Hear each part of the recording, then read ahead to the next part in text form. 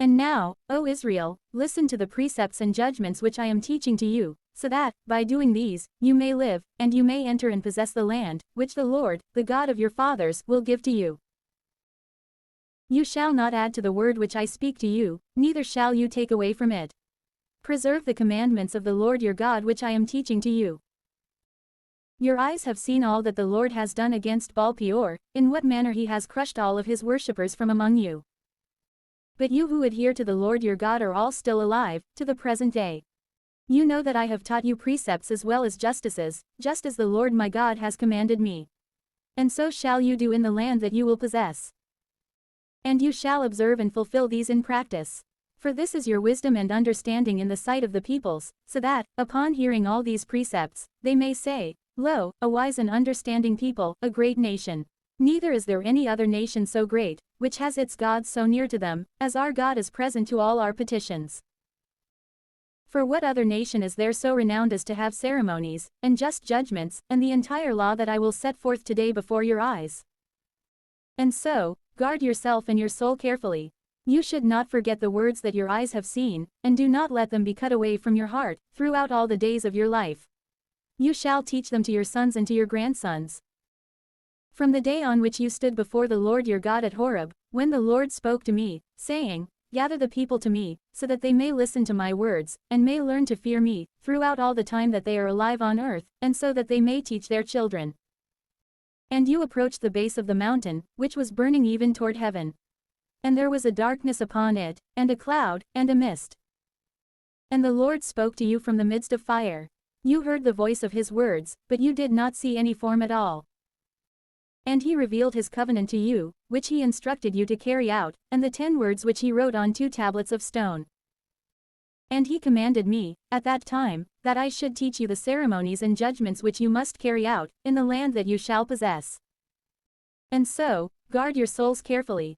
You saw no likeness on the day that the Lord God spoke to you on Horeb from the midst of fire.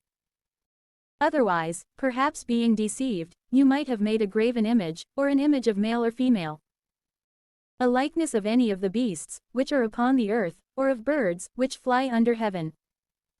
Or of reptiles, which move across the earth, or of fish, which abide in the waters under the earth.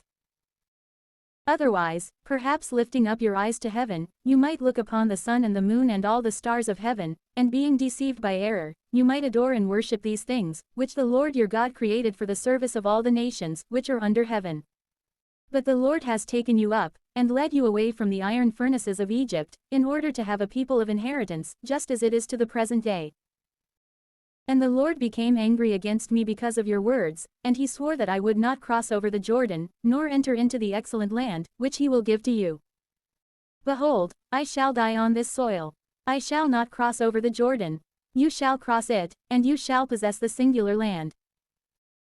Be careful, lest you at some time forget the covenant of the Lord your God, which he has formed with you, and lest you make for yourselves a graven likeness of those things which the Lord has prohibited to be made.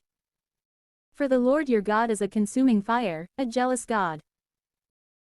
When you will have conceived sons and grandsons while abiding in the land, and if, having been deceived, you make for yourselves any likeness, accomplishing evil in the sight of the Lord your God, so as to provoke him to wrath.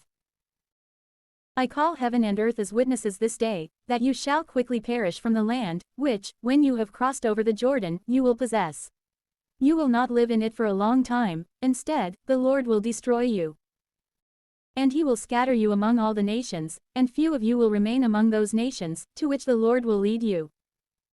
And there, you will serve gods which were fabricated by the hands of men, gods of wood and of stone, who neither see, nor hear, nor eat, nor smell. And when you will seek the Lord your God in that place, you shall find him, if only you seek him with all your heart, and in all the tribulation of your soul. After all these things which have been foretold have found you, in the end time, you shall return to the Lord your God, and you will hear his voice. For the Lord your God is a merciful God. He will not abandon you, nor will he entirely destroy you, nor will he forget the covenant, which he swore to your fathers. Inquire concerning the days of antiquity, which were before you, from the day when God created man upon the earth, from one end of heaven to another, if anything similar has ever occurred, or whether any such thing has ever been known. That a people would hear the voice of God, speaking from the midst of fire, just as you have heard it, and live. Whether God has acted so as to enter and take for himself a nation from the midst of the nations, by means of tests, signs, and wonders, by means of fighting, and a strong hand, and an outstretched arm, and terrible visions, in accord with all the things which the Lord your God has accomplished for you in Egypt, in the sight of your eyes. So may you know that the Lord himself is God, and there is no other beside him. He has caused you to hear his voice from heaven, so that he might teach you. And he showed you his exceedingly great fire on earth, and you heard his words from the midst of the fire. For he loved your fathers, and he chose their offspring after them. And he led you away from Egypt, advancing before you with his great power, so as to wipe away, upon your arrival, nations, very great and stronger than you, and so as to lead you in, and to present to you their land as a possession, just as you discern in the present day. Therefore, know on this day and consider in your heart, that the Lord himself is God in heaven above, and on earth below, and there is no other. Keep his precepts and commandments, which I am teaching to you, so that it may be well with you, and with your sons after you, and so that you may remain for a long time upon the land, which the Lord your God will give to you.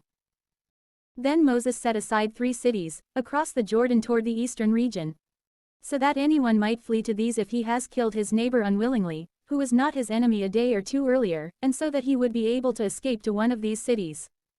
These are in the wilderness, which is situated in the plains of the tribe of Reuben, and Ramoth in Gilead, which is in the tribe of Gad, and Golan in Bashan, which is in the tribe of Manasseh. This is the law, which Moses set forth before the sons of Israel. And these are the testimonies and ceremonies as well as judgments, which he spoke to the sons of Israel, when they departed from Egypt. Across the Jordan, in the valley opposite the shrine of Peor, in the land of Sihon, the king of the Amorites, who lived at Heshbon, whom Moses struck down. Accordingly, the sons of Israel, having departed from Egypt, possessed his land, and the land of Og, the king of Bashan, the land of the 2 kings of the Amorites, who were beyond the Jordan, toward the rising of the sun. From Aroer, which is situated above the bank of the torrent Arnon, as far as Mount Zion, which is also called Hermon.